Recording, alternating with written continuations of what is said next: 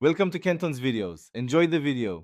You start by creating a dedicated tasks calendar and enabling Google Tasks. This separates tasks from events so you can view them together. Once done, color code calendars by category to scan priority quickly. Make sure to sync the mobile app now because changes propagate both ways. Next, create a short tag list, work, personal, errands, and attach those tags to calendar items. This first step reduces clutter and prepares your account for consistent task capture and scheduling. Now you capture and schedule every task with intention. Create a task, assign a due date, and add contextual notes so you know why it matters. Once you have items on the calendar, use drag and drop to shift time slots or turn an event into a task when priorities change. Make sure to set recurrence for repeating chores and routines.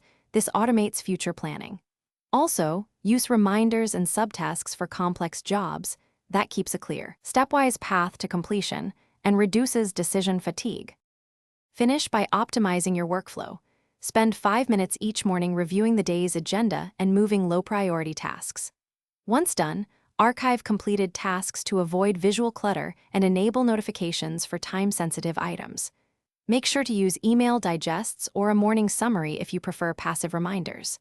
If something goes wrong, for example tasks not syncing, check account sync settings, app permissions, and your network. Often a quick re-sign-in fixes the issue and restores normal behavior.